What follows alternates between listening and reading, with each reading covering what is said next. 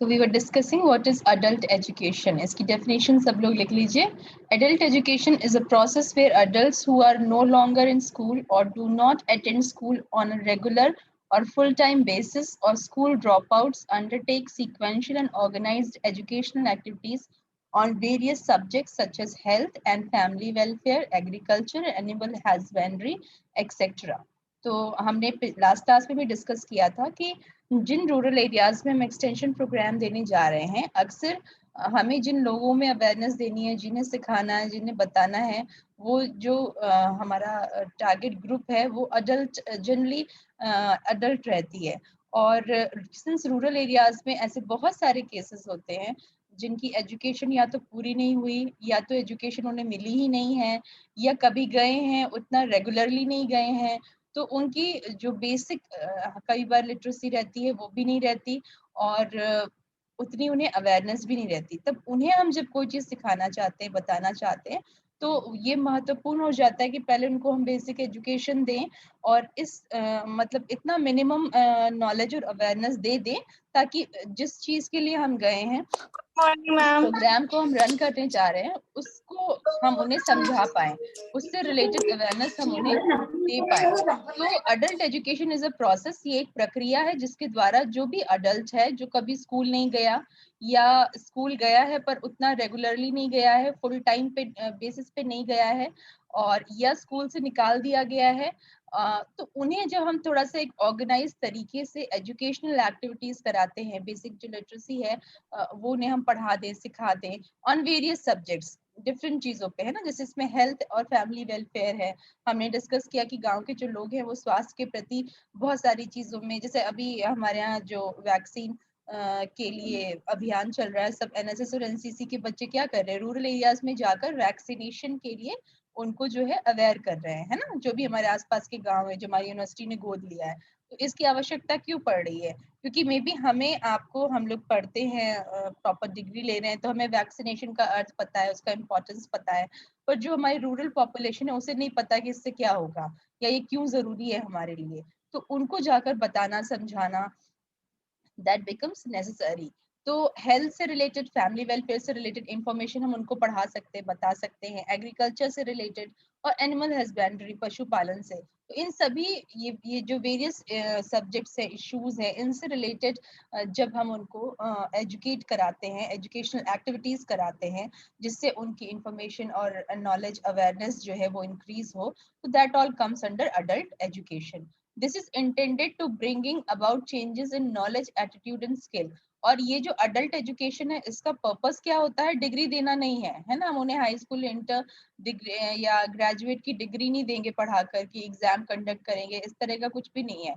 बस इस एजुकेशन का पर्पस ये है कि उन पर्टिकुलर टारगेट ग्रुप को बिठाकर हम पढ़ाते हैं, समझाते हैं, इसलिए कि उस स्पेसिफिक ग्रुप को की जो नॉलेज है उसमें हम मे बी बदलाव ले आए, बढ़ोतरी ले आए, या उनका एटीट्यूड जब हमें चेंज करना हो, या उनको कोई स्किल हमें सिखानी हो. तो नॉलेज, एटीट्यूड और स्किल में चेंजेस लाने के लिए यही बेसिक पर्पस होता है अडल्ट एजुकेशन का. For the purpose of identifying and solving personal और कम्युनिटी प्रॉब्लम्स. और क्यों हम चाहते हैं कि नॉलेज में, एटीट्यूड में और स्किल में बदलाव आए? क्योंकि कोई पर्सनल प्रॉब्लम वहाँ के लोगों की हो सकती है, या उस पूरे कम्युनिटी की, उस पूरे रूरल एरिया में कोई समस्या हो सकती है, तो उस समस्या को रिजॉल्व करने के लिए, सॉल्व करने के लिए हमें अडल्ट एजुकेशन का प्रयोग करना पड़ता है. तो this was the whole concept of adult education. Clear है सबको? Yes, ma'am. Yes, ma'am. पूछू नेक्स्ट क्लास में व्हाट इज अडल्ट एजुकेशन, तो you will be able to tell, है ना. कंफ्यूजन नहीं होना चाहिए. हमारी बेसिक एजुकेशन नहीं है, एक्सटेंशन एजुकेशन में जो जिनके साथ हम काम करते हैं, जिनको हमें एक्सटेंशन एजुकेशन देनी होती है, प्रायः वो लोग जो है अडल्ट कैटेगरी में आते हैं. और ऐसे अडल्ट जो कभी स्कूल ना गए हों, कभी रेगुलरली या रेगुलर स्कूल ना अटेंड किया हो, या ड्रॉप आउट्स हो, उनको जो हम ऑर्गेनाइज तरीके से एजुकेशनल एक्टिविटीज कराते हैं रिगार्डिंग वेरियस सब्जेक्ट्स, जैसे कि स्वास्थ्य और परिवार कल्याण, हेल्थ एंड फैमिली वेलफेयर, कृषि या पशुपालन, तो उसे हम अडल्ट एजुकेशन के अंतर्गत मानते हैं. सिर्फ सिंपल सी डेफिनेशन, इसको अपने वर्ड्स में लिख डालिए. Adult education is considered important form of education with the following 5 important roles. ये 5 महत्वपूर्ण रोल है adult education के, जिसको आप लोग नोट डाउन कर लीजिए. पहला क्या है? Promote the working class of the future in building their technical competence and vocational activities. Skills. गांव के लोगों को अगर हमें एंटरप्रेन्योरशिप सिखाना है, यानी अपने पैरों पर खड़े होकर कोई छोटा उद्योग वो शुरू कर सके, ठीक है, तो अब मान लीजिए महिलाएं ही हैं, सेल्फ हेल्प ग्रुप बना दिया हमने, जो ग्रामीण महिलाएं हैं उन 15-20 औरतों को इकट्ठा करके उनका एक स्वयं सहायता समूह बना दिया, और उनको फिर हम क्या करेंगे? हम कोई ना कोई ट्रेनिंग देंगे ना. मान लीजिए उनको हम फूड प्रिजर्वेशन की ट्रेनिंग दे रहे हैं, ठीक, तो फूड प्रिजर्वेशन की ट्रेनिंग हम कैसे देंगे? बिना देखिए एजुकेशन के तो हम कोई स्किल्स नहीं सिखा सकते. तो जब उनको ग्रुप को हम बिठाएंगे, सबसे पहले उन्हें हम बताएंगे माइक्रो ऑर्गेनिजम्स क्या होते हैं, है ना, क्या कीटाणु होते हैं, कैसे वो खाने को खराब कर देते हैं. पहले हमें उन्हें बेसिक नॉलेज तो देनी ही होगी, पढ़ाना ही पड़ेगा. उसके बाद हम बताएंगे क्या तरीके हैं जिससे उनको हम प्रोटेक्ट कर सकते हैं. हम सॉल्ट का यूज करते हैं, शुगर का यूज करते हैं, या प्रिजर्वेटिव्स का यूज करते हैं. तो जैम, जेली, उन्हें हम जो भी बनाना सिखाए, उसका जो उसके पीछे जो एजुकेशनल नॉलेज है वो भी हमें उन्हें इम्पार्ट करनी पड़ेगी, बतानी पड़ेगी. और प्लस उसके साथ साथ वो जो गुण है, स्किल है, वो भी सिखाना पड़ेगा. तो promote the working class of the future in building their technical competence and vocational skills.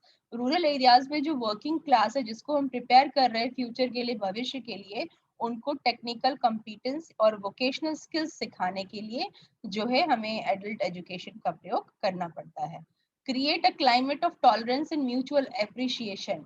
और जो शिक्षा है, प्रौढ़ शिक्षा, उसके द्वारा हम एक वातावरण भी जो है वो वहां पर डेवलप करते हैं, विकसित करते हैं, जिसमें एक दूसरे के लिए प्यार हो, सद्भाव हो और टॉलरेंस हो, है ना. एक दूसरे के कई बार क्या होता है, कम्युनिटी अलग होती है, कास्ट अलग होती है, लोगों के विचारों में मतभेद हो सकता है, तो उन सबको एक किनारे करके एक दूसरे के साथ मिलजुल कर काम कर सके, ऐसा वातावरण भी अडल्ट एजुकेशन के थ्रू बनाने की कोशिश की जाती है.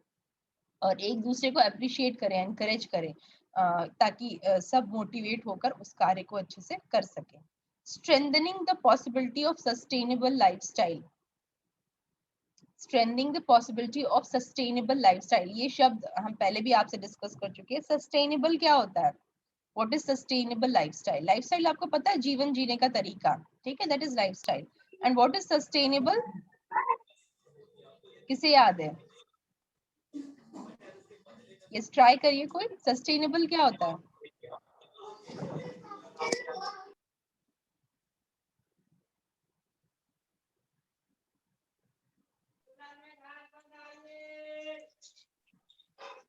मैम लाइफ जीने के लिए जो जरूरी चीजें हैं वो बोल सकते हैं. देखो, सिंपल सस्टेनेबल, मैंने पहले भी कहा था कि ये वर्ड अब हम लोग बार बार सुनते हैं ना, हमेशा सस्टेनेबल डेवलपमेंट की बात होती है. अब विकास की बात नहीं होती, हमारे देश के लेवल पर हो, वर्ल्ड के लेवल पे हो, एनवायरमेंट के परिप्रेक्ष्य में हो, हमेशा ये शब्द आप सुनोगे कि सस्टेनेबल डेवलपमेंट होना चाहिए. जो विकास है वो सस्टेनेबल होना चाहिए, सिर्फ विकास नहीं बल्कि सस्टेनेबल डेवलपमेंट. ये वर्ड हम बार बार सुनते हैं, अपने आसपास भी सेमिनार्स भी हुए हमारी यूनिवर्सिटी में, और वैसे भी इन डिस्कशन आप बार बार ये चीज सुनते हो. तो सस्टेनेबल का मतलब ये होता है कि जिसको बरकरार रखा जा सके, ठीक है, यानी वो विकास जो एक समय के बाद जाकर कहीं चरमराकर गिर ना जाए, ठीक है. तो सस्टेनेबल कोई चीज कब कैसे होती है? जैसे कि एग्जांपल हम आपको बता रहे हैं, मान लीजिए कोई लैंड है, ठीक है, फील्ड है, खेत है, जहाँ पे जो किसान है वो काम कर रहा है. तो हमने एक ऐसा फर्टिलाइजर बताया, केमिकल फर्टिलाइजर है, जिससे क्या होगा, फसल जो है वो दुगनी हो जाएगी, डबल हो जाएगी, ठीक. अब हमने उसका छिड़काव करा दिया और फसल दुगनी भी हो गई, और 3-4 साल तक जो वो किसान है वो बड़ा खुश हुआ, क्योंकि उसकी फसल जो है वो बस जस्ट डबल होती गई और काफी मुनाफा हुआ, फायदा हुआ. पर उसका रिजल्ट ये हुआ कि वो जो केमिकल फर्टिलाइजर था, उसने जो जमीन थी या खेत था, उसकी सारी फर्टिलिटी सोख ली. फर्टिलिटी क्या होती है? उपजाऊपन, है ना. तो वो जो लैंड था, जो फील्ड थी, वो धीरे धीरे बंजर हो गई, यानी उसके अंदर जितने भी न्यूट्रिएंट्स थे वो सारे एब्जॉर्ब होकर खत्म हो गए. अब क्या होगा? अब 5 साल के बाद जो नॉर्मल फसल होती थी वो भी होना बंद हो जाएगी, बड़ी बुरी स्थिति हो जाएगी. तो इस विकास को हम सस्टेनेबल नहीं कह सकते, है ना। लाइफ लॉन्ग के लिए तो उसके लिए हमने नुकसान कर दिया कि नहीं कर दिया। Yes ma'am. तो थोड़े समय के लिए ज्यादा मुनाफे के लिए हमने लॉन्ग टर्म सोचकर काम नहीं किया, और वो जो विकास हुआ वो सस्टेनेबल नहीं हुआ। ऐसे ही मान लीजिए कोई गांव है, हमने कहा यहाँ हम फैक्ट्री बना देंगे, उससे लोगों को काम मिल जाएगा, इस गांव का विकास हो जाएगा। अब वो फैक्ट्री बनाने से सस्टेनेबल डेवलपमेंट हो रहा है कि नहीं, that is a question mark. मान लीजिए हमने उसको अच्छे से एनालाइज किया कि जो फैक्ट्री है उससे जो पोल्यूटेंट्स निकल रहे हैं वो वहां की जो हवा है, जो वायु है, उसको दूषित कर दे रहे हैं, या वहां के पानी को जहरीला बना देगा। तो फ्यूचर में क्या होगा भैया, वहां तो रहना ही मुश्किल हो जाएगा। काम और जो हम कह सकते हैं रोजगार है, वो तो सेकेंडरी बात हो जाएगी जब लाइफ ही एंडेंजर्ड हो जाएगी। तो वो जो विकास है वो सस्टेनेबल नहीं है, ठीक है। तो इसलिए अब हम क्या कहते हैं कि भले हम थोड़ा करें, थोड़ा स्लो स्पीड से करें, पर जो हमारा डेवलपमेंट हो, विकास हो, वो सस्टेनेबल हो। यानी वो हमारे एनवायरनमेंट को हार्म ना करे, वो वहाँ के लोगों को हार्म ना करे, और लॉन्ग रन में वो जो है वो विकास की तरफ लेकर जाए। ऐसा ना हो कि जितना हम जिस स्तर पर थे उससे भी ज्यादा बुरी स्थिति में हमें पहुंचा दे। तो उसको सस्टेनेबल डेवलपमेंट कहते हैं। तो अडल्ट एजुकेशन का एक ये भी ऑब्जेक्टिव है कि सस्टेनेबल लाइफस्टाइल हम उनको दें, है ना। उनको जो जीवनचर्या हम मान लीजिए सिखा रहे हैं वो ऐसी होनी चाहिए वो लॉन्ग रन में उसको कर पाए, ठीक है। मान लीजिए उनसे हम कह रहे हैं सुबह उठकर ब्रश करना चाहिए, ठीक है। आप पेप्सोडेंट या सपोज कोई भी टूथपेस्ट लीजिए और डेली ब्रश करिए। और वहाँ की जो जनता है, जो लोग हैं, उनके पास पैसे नहीं टूथपेस्ट खरीदने के, तो उससे ज्यादा बेहतर क्या होगा, मे बी वहां पे नीम के पेड़ बहुत है और दातून मिलती है जो फ्री ऑफ कॉस्ट मिलती है, और उनके लिए वो एक समस्या नहीं है। तो उससे अगर हम कहें रोज सुबह आप जो है अपने टीथ जो है वो ब्रश करिए, तो शायद वो उनके लिए ज्यादा सस्टेनेबल होगा, है ना। तो जो भी चीजें हम सिखाते हैं, बताते हैं, वो सस्टेनेबल लाइफ स्टाइल की तरफ लेकर जाए तो वो ज्यादा बेहतर रहेगा। Help to rejoin a sense of indigenous cultural identity among communities of the region। तो एक जो हमारा देखिए कल्चर है या संस्कृति, वो हमेशा हमें एक पहचान देती है ना। और वो पहचान हमारे अंदर थोड़ा सा गर्व, सेल्फ कॉन्फिडेंस और एकता की भावना जनरेट करता है। तो जो भी वो ग्रुप है उनके अंदर हम वो सेंस इंडिजिनियस कल्चरल आइडेंटिटी का, उनकी जो सांस्कृतिक पहचान है उसको वापस से हम सुदृढ़ करें, स्ट्रॉन्ग करें। तो वो भी एक ऑब्जेक्टिव है अडल्ट एजुकेशन का। कई बार जो रूरल एरिया में लोग रहते हैं उन्हें खुद ही नहीं पता होता कि मतलब वो तो उनके लिए रोज जीवन का कार्य है, उनके लिए वो एक संस्कृति है या उसका क्या इम्पोर्टेंस है उन्हें नहीं पता। पर हो सकता है उस पर्टिकुलर एरिया की कोई कढ़ाई हो, कोई नृत्य हो, कोई लोक संगीत हो जिसका उन्हें नहीं पता, तो उसे आइडेंटिफाई कराकर जो है एक रीजन की तरह, उनकी पहचान की तरह वो कराना, सुदृढ़ कराना, that is an objective of adult education. Promote education in a participatory way. अब देखिए हमारे स्कूल कॉलेजेस की एजुकेशन से अडल्ट एजुकेशन कैसे अलग है, क्योंकि इसका पर्पस ही क्या है, वहाँ के लोगों को हमको रियली में स्किल सिखानी है, नॉलेज देनी है, और उनके स्वभाव में बदलाव लाना, that is the main purpose of adult education. तो वो जो एजुकेशन होनी चाहिए वो पार्टिसिपेटरी होनी चाहिए। पार्टिसिपेटरी यानी हर कोई उसमें पार्टिसिपेट करे, भागीदारी सबकी हो। ऐसा नहीं है कि एक पर्सन बोल रहा है सबने सुना और चले गए, सब लोग उसमें इन्वॉल्व हो, ये बहुत जरूरी है। तो इसीलिए इसको पार्टिसिपेटरी वे कहते हैं। क्लियर है? Yes ma'am. ठीक है, तो ये यस मैम। हाँ जी, ये पांचों जो रोल है एडल्ट एजुकेशन का, ये आप लोग नोट डाउन कर लीजिएगा। Adult education embraces all forms of educative experiences needed by men and women according to their varying interests and requirements at their different levels of comprehension and ability, and in their changing roles and responsibility throughout life। तो ये UNESCO की दी हुई definition है, कोई भी एक definition आप याद कर सकते हो अडल्ट एजुकेशन की। Adult education plays an indirect but significant role in the educational as well as economic development of a nation। किसी भी देश के लिए जो अडल्ट एजुकेशन है, प्रौढ़ शिक्षा है, वो डायरेक्टली नहीं पर इनडायरेक्टली एक बहुत इंपॉर्टेंट भूमिका निभाती है वहाँ के इकोनॉमिक डेवलपमेंट के लिए, ठीक है, आर्थिक विकास के लिए। क्योंकि इन्हीं लोगों को हम इंटरप्रेन्योरशिप सिखाएंगे जो अभी हमने बात की, ठीक है, जो गांव के लोग हैं, या मान लीजिए कृषि में हम इम्प्रूवमेंट कराएंगे, नई टेक्नोलॉजी वगैरह जो है वो इंट्रोड्यूस कराएंगे, तो उन्हें शिक्षित करेंगे तभी वो उसका उपयोग कर पाएंगे, और फिर इनडायरेक्टली जो देश का आर्थिक स्थिति है उसमें वो इम्प्रूवमेंट लाने में हेल्प कर पाएंगे, है ना। adult education in India, इसको थोड़ा देख लेते हैं. In India, adult education covers the age 15 to 35 year age group. ये important है, लिख लीजिएगा. 15 से लेके 35 years की जो age group है उसमें जो शिक्षा दी जा रही है, that is adult education. Although adult education in India was important before independence, the concept of adult education became effective only in 1978 when it became a part of the revised minimum needs program launched by the government of India. The sixth five-year plan document recognized that the adult education program will emphasize not merely the acquisition of literacy and numeracy, but functional development and social awareness too.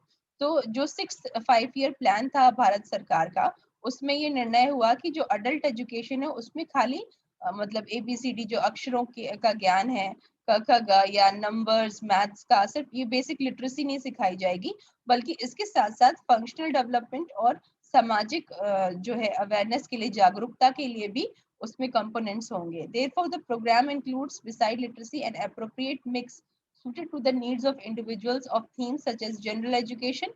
तो उसके साथ साथ general जो education है, शिक्षा है, citizenship क्या होता है, हम किसी भी देश के जो हम नागरिक हैं, हमारी कुछ भूमिकाएं हैं, हमारे से कुछ एक्सपेक्टेशन है देश को, तो एक अच्छे नागरिक की हैसियत से हमारे क्या भूमिका है इसके बारे में भी उनको बताना समझाना. Training, health and education, family planning, upgrading vocational skills, appreciation of use of appropriate technology, physical education and cultural activities. तो ये सारी चीजें अडल्ट एजुकेशन के अंतर्गत आ गई. सिर्फ लिटरेसी के अलावा इन सब के बारे में जरूरत के हिसाब से उनको बताया जाता है. The main thrust areas of adult education in India, according to the 6th 5-year plan, are to teach the poor directly, जो लोग गरीब है उनको directly शिक्षा देना, to impart it through coordination with other developmental departments, जो और departments हैं जो extension work कर रहे हैं उनके साथ मिलकर coordinate करके उन्हें impart करना education, to make it an essential facet of area planning.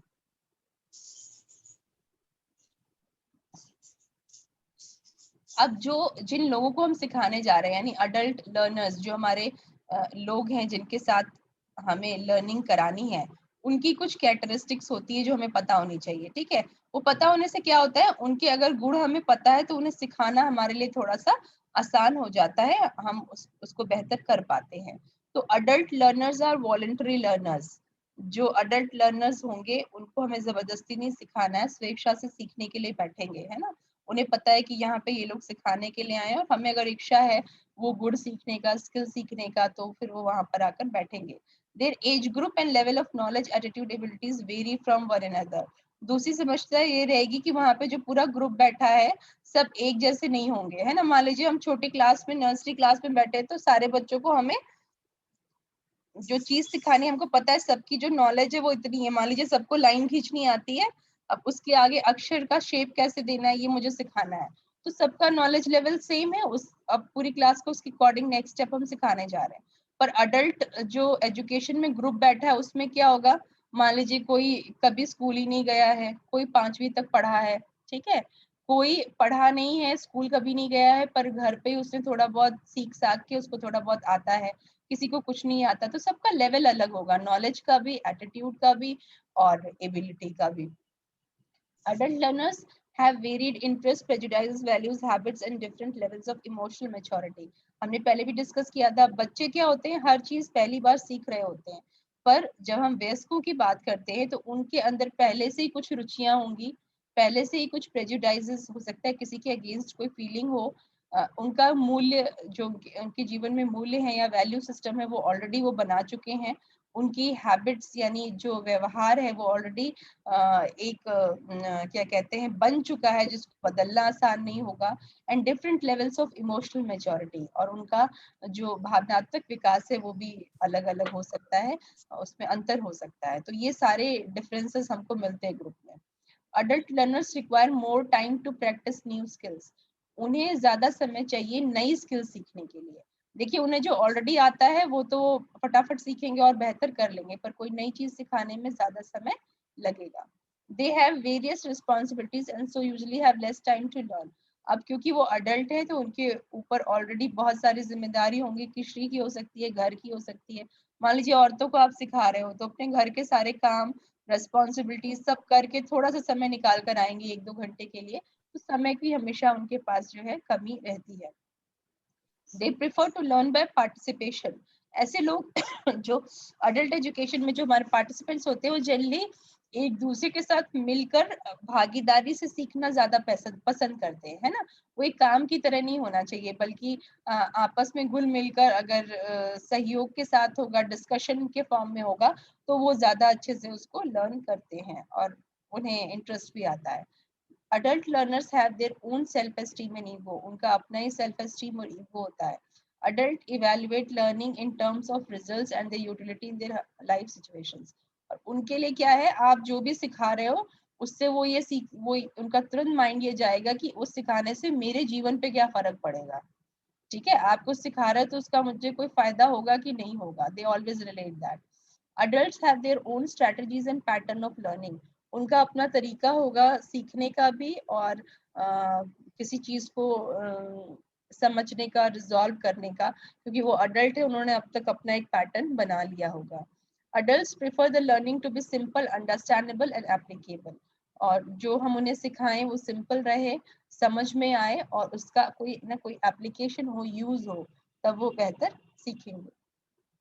adults are autonomous and self directed, ऐसे लोग जनरली जो भी हमारे adults होते हैं वो self directed रहते हैं, उन्हें हमें गाइडेंस देना है और फिर वो खुद ब खुद उस चीज को कर सकते हैं और ट्राई कर सकते हैं। adults have accumulated a foundation of life experiences and knowledge that must be recognized, उनके जीवन में ऑलरेडी एक लंबा समय रहता है अनुभव का, नॉलेज का, तो उसको हमें नकारना नहीं है, बल्कि उसको हमें रिकग्नाइज करना है, उसको हमें रिस्पेक्ट करना है, और उसके साथ साथ अगर उसमें फिर बदलाव की जरूरत है तो वो भी इनकलकेट करना है। अडल्ट्स आर गोल ओरिएंटेड, ये हमने पहले डिस्कस कर लिया। जनरली हम जो भी चीज उन्हें सिखाएंगे, बताएंगे, उसका कोई ना कोई ध्येय होना चाहिए, उससे उनको कुछ ना कुछ सीखना है और उसकी यूटिलिटी उन्हें समझ आनी चाहिए, तब वो लर्न करते हैं। अडल्ट्स आर रेलिवेंसी ओरिएंटेड, मतलब इररेलीवेंट या कोई चीज हमारे यूज का नहीं है, कोई मतलब नहीं है उस बात का, अगर हम करेंगे तो शायद उन्हें समझ नहीं आएगा, तो रेलिवेंसी होनी चाहिए, उपयोगिता होनी चाहिए जो भी चीज हम उन्हें बता रहे हैं, सिखा रहे हैं, काम या responsibility. adults are practical and focus on the aspects of lessons which is most useful to them and their work, हमने ये पहले भी डिस्कस किया था कि अप्लाइड साइंस या प्रैक्टिकल ज्यादा हमें बताना चाहिए, ना कि theoretical knowledge. adults must be shown respect, और obviously since ये जो एज ग्रुप है इसका अपना एक जीवन का एक्सपीरियंस है, अनुभव है, तो किसी भी हालत में वो जो भी व्यक्ति हो उसे हमें जो रिस्पेक्ट वो डिजर्व करता है वो उसको देनी चाहिए।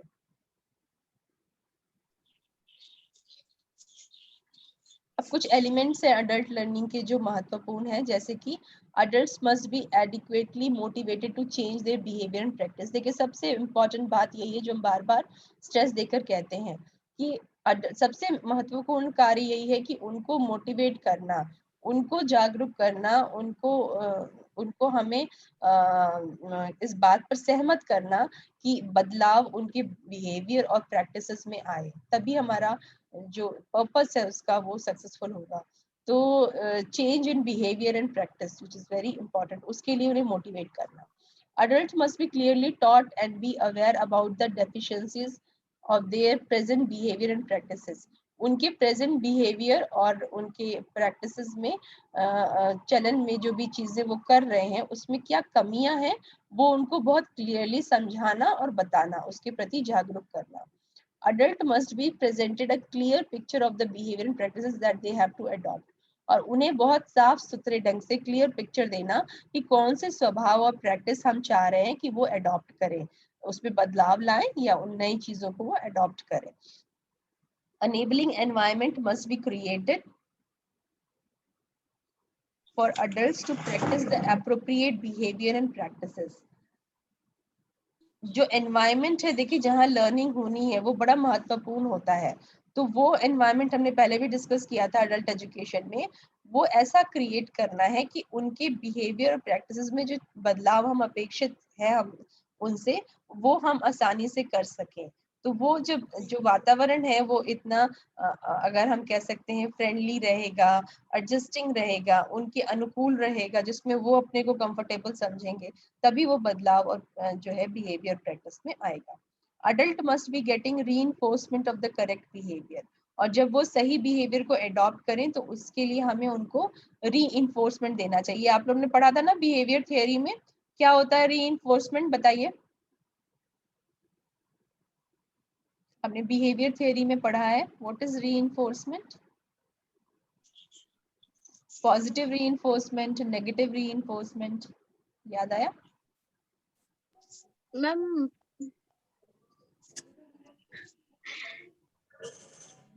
हमने बिहेवियर थियरी में पढ़ा है कि जितना भी बिहेवियर हम ह्यूमन बींग्स के अंदर देखते हैं, एवरी बिहेवियर इज लर्न्ड।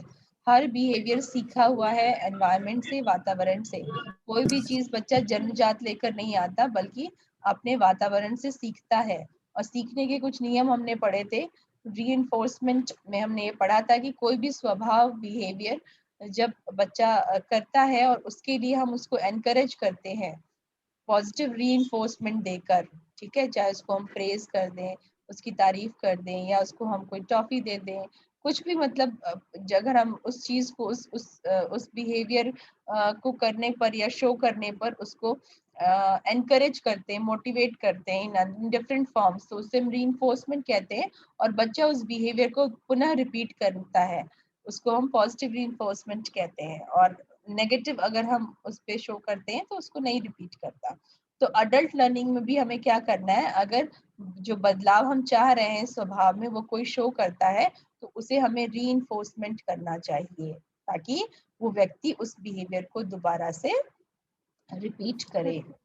ठीक है, तो ये देखिए, ये चाहे वो बच्चे हो या अडल्ट हो, ये सबके लिए होता है।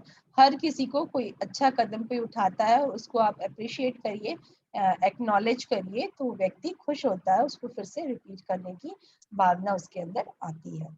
Adult must be given adequate IEC information, education and communication material and be exposed to BCC behavior change communication activities। तो ये दोनों देखिए टर्म है, आई से इंफॉर्मेशन, एजुकेशन, हमें इंफॉर्मेशन देनी है, शिक्षा देनी है, जानकारी देनी है, शिक्षा देनी है, और कम्युनिकेशन यानी उसको आदान प्रदान करने के लिए हम उन्हें ट्रांसफर करें, कोई चीज कम्युनिकेट करें या वो फिर औरों को करें, वो सारा मटेरियल उन्हें हमें उपलब्ध कराना है। और बिहेवियरल चेंज कम्युनिकेशन, वो कम्युनिकेशन जो उनको हेल्प करे स्वभाव में चेंज लाने के लिए, वो भी उन्हें उसके प्रति एक्सपोज करना है, वो एक्टिविटीज करानी है जिसके थ्रू बिहेवियर चेंज जो है वो आए। Adults learn best in adult ways. Adults are fastidious about change because of experience and age. Learning should emerge out of their experiences, be related to and built on experiences of the adults. ये हम पहले ऊपर discuss कर चुके हैं। Practical exercises and result demonstrations are extremely important for adult learners. ये भी हमने डिस्कस कर लिया था कि प्रैक्टिकल और कोई भी चीज हम करके दिखाते हैं, रिजल्ट डिमॉन्स्ट्रेशन देते हैं, तो ज्यादा अच्छे से जो अडल्ट हैं वो लर्न करेंगे। Adult learners do not get much learning from didactic lectures, rather they get more use from audio visuals and discussions। ठीक है, तो प्लेन लेक्चर की जगह हमें क्या करना चाहिए, ऑडियो विजुअल एड्स का यूज करना चाहिए। ऑडियो विजुअल एड्स क्या होते हैं, अभी आगे एक्सटेंशन में इसको हम लोग बहुत डिटेल में पढ़ेंगे। कम्युनिकेशन जो कम्युनिकेशन के लिए हम जो भी मीडियम का प्रयोग करते हैं, है ना, जिन भी हम मटेरियल्स का प्रयोग करते हैं उनको हम कई डिविजन्स में बांट सकते हैं। तो ऑडियो एड्स वो होते हैं, वो संसाधन होते हैं जो हम सुन सकें, जो हम श्रवण कर सकें, है ना। जैसे एग्जाम्पल रेडियो है, ठीक है, मान लीजिए कोई हम कहानी सुना रहे हैं, तो हम गांव के लोगों के पास गए और उनको हमने कहानी सुनाई, तो वो सुनकर उनको जो भी उस अवेयरनेस, उस टॉपिक के बारे में समझ में आए। ऑडियो विजुअल क्या होता है, विजुअल का मतलब होता है जो हम देखकर जो है जिसमें देखने की क्षमता हो या दिखाकर कोई चीज हम उनको सिखाएं। तो विजुअल एड्स वो होते हैं, जैसे कि मान लीजिए कोई मॉडल है, चार्ट पेपर है, पोस्टर है, वो विजुअल हो जाएगा। और ऑडियो विजुअल क्या, जिसमें ये दोनों चीजें हो। जैसे मान लीजिए कोई हमने उनको मूवी दिखा दी प्रोजेक्ट करके, उसमें आवाज भी है और चित्र भी है, तो ऑडियो विजुअल एड्स उनको हमेशा ज्यादा अट्रैक्ट करेंगे, है ना। मान लीजिए कोई नाटक हमने उनके सामने कर दिया, तो उसको देख भी रहे हैं, सुन भी रहे हैं, उसका ज्यादा अच्छा इम्पैक्ट पड़ेगा उनके ऊपर। तो ऑडियो विजुअल एड्स का और डिस्कशन का प्रयोग करके उन्हें मतलब हम सिखाएं तो ज्यादा बेहतर होता है। Adult wants to share more experiences and listen less, and therefore they like to learn in leisurely way. जो अडल्ट होते हैं वो अपने जो अनुभव है उनको ज्यादा शेयर करना चाहते हैं, बताना चाहते हैं, बोलना चाहते हैं, और सुनना कम चाहते हैं, है ना। तो इसीलिए वो आराम से सीखते हैं, तो जो लर्निंग है वो थोड़ी सी लेजरली होती है। Adult do not want to shoulder the burden of learning, और जो सीखने का बर्डन है वो बहुत नहीं लेना चाहते। इसीलिए हम बार बार कह रहे हैं कि जो तरीका होना चाहिए वो पार्टिसिपेटरी होना चाहिए, प्रैक्टिकल बेस्ड होना चाहिए, ठीक है, और शेयरिंग का होना चाहिए, उनका इन्वॉल्वमेंट कराना चाहिए, तो ज्यादा बेहतर सीखते हैं।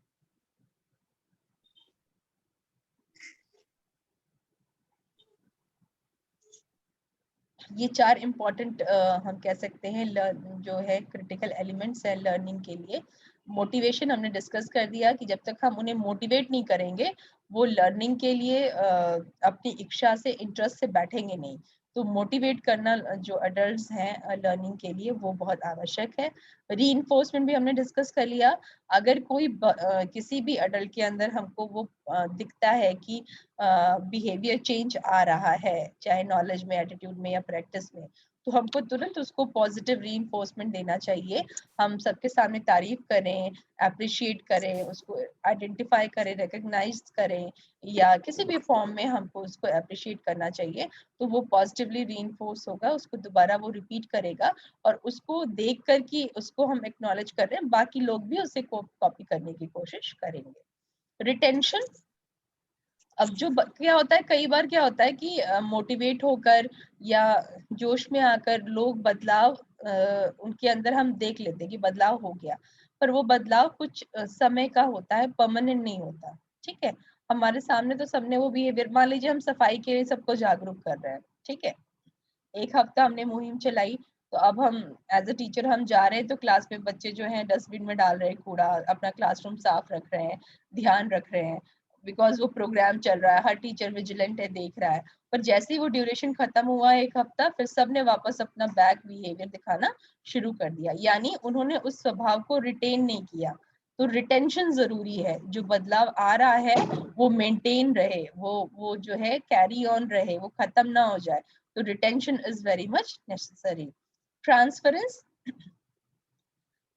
ये बहुत जरूरी है कि जो बिहेवियर हमने चेंज, मान लीजिए एक व्यक्ति के अंदर ला दिया, उसे सिखा दिया, अब उस चीज को वो चेन की तरह आगे भी ले जाए, है ना। The transfer of learning is the ultimate goal of teaching learning. Positive transference, like positive reinforcement, occurs when the participants uses the behavior taught in the class. तो जो हमने वहां पे उन्हें ग्रुप में सिखाया, मान लीजिए हमने ये यूनिटी सिखाई कि आपस में सद्भाव होना चाहिए, प्रेम से रहना चाहिए, तो ऐसा नहीं है कि वो फीलिंग सिर्फ उस ग्रुप में दिखनी चाहिए। वो अडल्ट व्यक्ति गांव में अब किसी के पास भी जाए, कोई भी किसी से भी बात करे, तो वो गुण उसके अंदर दिखना चाहिए, उसका ट्रांसफरेंस होना चाहिए कि हमने जो वहां पे सीखा एज ट्रेनिंग या एज अडल्ट एजुकेशन, वो हम आगे चलकर भी अपने जीवन में कैरी ऑन करें, दिखाएं। तो उसे हम कहते हैं ट्रांसफर ऑफ लर्निंग, है ना। जो हमने सीखा उसका हमने स्थानांतरण भी किया और जगहों पर, सिर्फ अपने मतलब सिर्फ वहां के लिए या दिखावे के लिए उसको नहीं रखा। तो ये सब कुछ कंपोनेंट्स हैं अडल्ट लर्निंग के। मैम रिटेंशन फिर से बता दीजिए। देखो, retention, the instructor must see that the adults must retain information from the classroom in order to benefit from the learning. Retention would be helpful in the application of learning to real life situation. Retention का मतलब होता है कि कोई चीज अपने पास बरकरार रखना। मान लो हमने क्लास में आपको कुछ पढ़ाया, ठीक है, कि एडल्ट एजुकेशन ये होता है, आपको अभी तो समझ में आ गया, उसके बाद जैसे क्लास ओवर हुई, ऑफ हुई, आप भूल गए, तो यानी आपने उस नॉलेज को रिटेन नहीं किया, है ना, आपके माइंड में वो चीज रुकी नहीं, रही नहीं, तो उसको रिटेंशन कहते हैं। अब कल मैं आपसे पूछ रही हूँ अडल्ट एजुकेशन क्या है, तो अगर आपको बहुत अच्छे से समझ में आया है तो आप उस इंफॉर्मेशन को रिटेन करोगे और मुझे बताओगे कि मैम ये होता है, ऐसे होता है, ठीक है। तो that is known as retention. तो ये रिटेंशन बहुत जरूरी है कि इंस्ट्रक्टर ये इंश्योर करे कि जो भी इंफॉर्मेशन हम दे रहे हैं क्लासरूम में या उस वक्त अडल्ट्स को अडल्ट लर्निंग के थ्रू, वो इंफॉर्मेशन नॉलेज वो अडल्ट्स रिटेन करें, यानी अपने पास रोक कर रखें, उनके दिमाग में वो चीज स्टोर हो जाए और आगे चलकर अपने रियल लाइफ में जब उसकी जरूरत पड़े तो उसका उपयोग हम कर पाए। That is called as retention. Okay okay ma'am. तो ये जो है अडल्ट एजुकेशन का जो वो है मैटर है वो हम आपको व्हाट्सएप कर दे रहे हैं, और अच्छे से अडल्ट एजुकेशन को पढ़ लीजिए और अपने सेल्फ नोट्स भी बना लीजिए, और कुछ अगर डाउट है उसमें कुछ पूछना है तो नेक्स्ट क्लास में उसको हम लोग डिस्कस करेंगे। ठीक है।